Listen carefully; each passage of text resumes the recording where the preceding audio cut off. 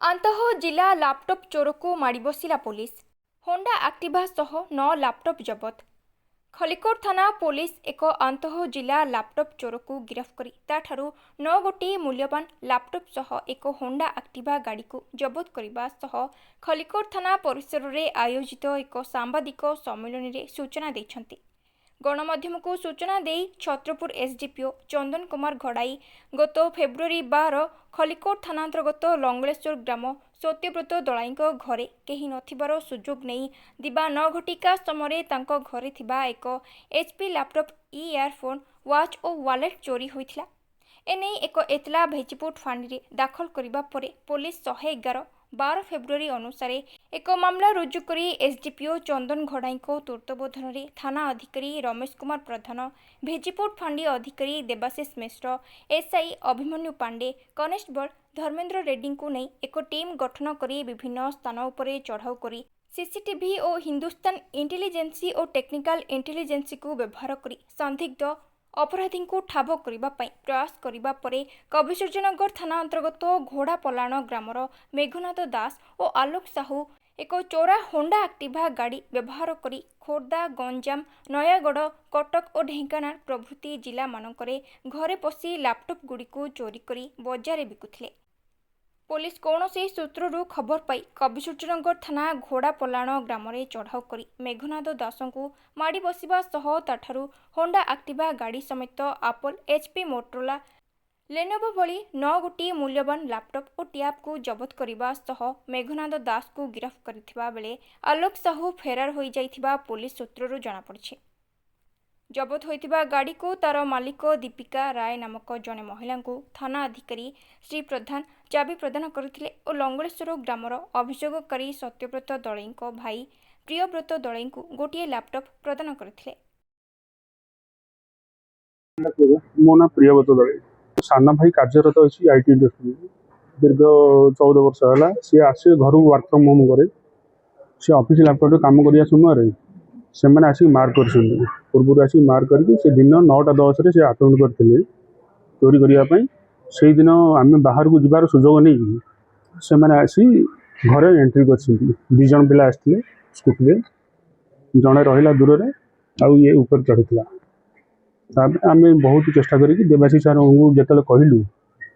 देवाशीष सार 3 मिनिट भितर जाकि घर पहुँचते ट्रैकिंग करते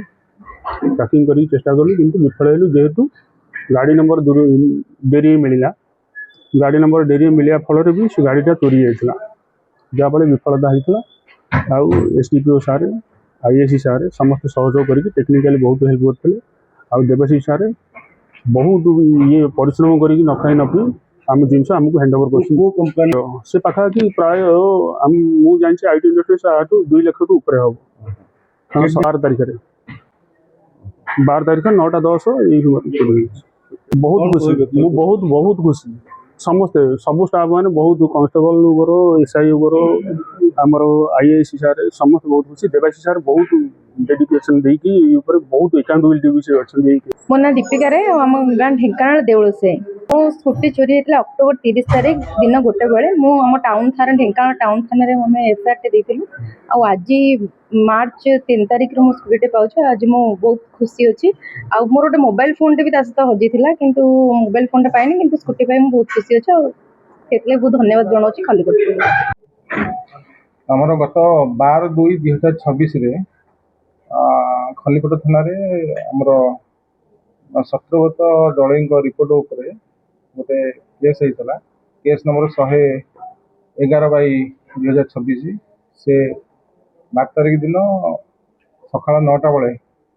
से कौन सी कम कि जलखिया खावाई से घर मार्केट को आते से अल्प समय भितर 2 जन दुर्बृत्त गोटे स्कूटी धरिकी जड़े घर भर पशिला जो लैपटॉप टैब घंटा जी इलेक्ट्रोनिक जिनस थी रूम रे सब धरिकी ट्विंकल ऑफ फायर से फेरार होता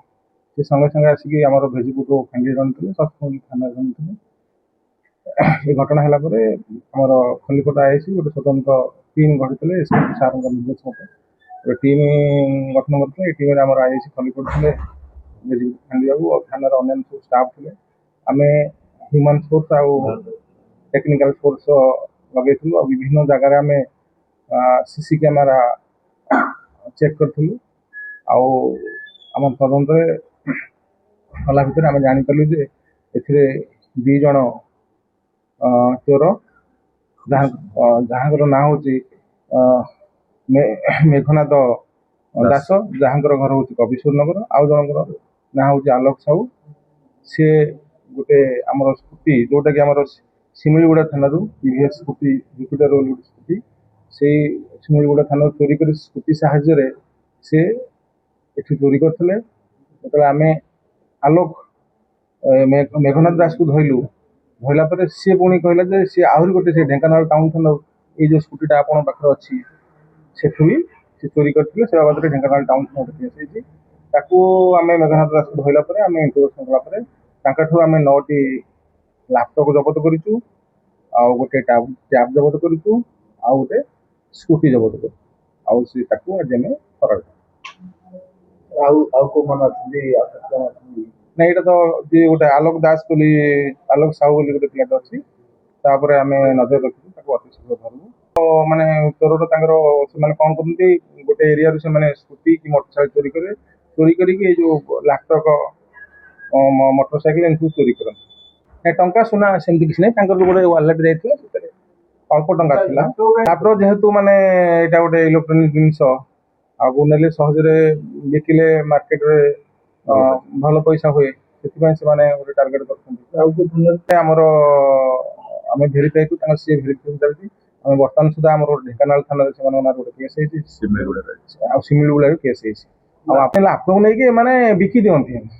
ପିଲାମାନଙ୍କୁ ବିକି ଦିଅନ୍ତି। 2 ଜଣ ସମ୍ପୃକ୍ତ ଅଛନ୍ତି, ଆମେ ଜଣଙ୍କୁ ଅଟକ ରଖି ଗିରଫ କିଛି। ହଁ, ସେମାନେ ଆସିକି ସେ ଘର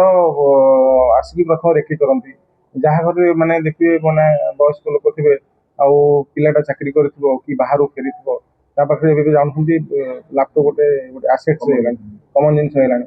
ତେଣୁ ତାଙ୍କୁ ରେକି କରିକି ଆସିକି ଘରେ କେହି ନଥିଲା ବେଳେ ହଠାତ୍ କରିକି ସାଙ୍ଗେ ସାଙ୍ଗେ ଧରିକି ଯିବେ। ଆଉ ମୁଁ ଆପଣଙ୍କ ମିଡ଼ିଆ ମାଧ୍ୟମରେ ସମସ୍ତଙ୍କୁ କହୁଛି, ସର୍ବସାଧାରଣଙ୍କୁ, ଯାହାର ଲାପଟପ୍ ଚୋରି ହେଇଛି ସେମାନେ ଆସି ଖଲିକୋଟ ଥାନାରେ ଯୋଗାଯୋଗ କରି ସେମାନେ ତାଙ୍କର ଲାପଟପ୍, ସେଇଟା ଚାଲିଛି, ଆମର ତଦନ୍ତ ଚାଲିଛି। ଆମେ ସମସ୍ତ ଆମ ଜିଲ୍ଲାର ସମସ୍ତ ଆଇଏଏସ୍ ମାନଙ୍କୁ କହିଛୁ, ଇଏ ନେଇକି ଗୋଟେ ଜାଗାରେ ରଖିଥିଲା, ବିକ୍ରି କରିନଥିଲା, ବିକ୍ରି କରିଥିଲା। ତାଙ୍କର କିଛି ନାହିଁ, ତାଙ୍କର କିଛି ସଲିଡ୍ ସୋର୍ସ ଅଫ୍ ଇନକମ୍ ନାହିଁ, ତାଙ୍କ କାମ ହେଲା ଏମିତି ଚୋରି କରିବା।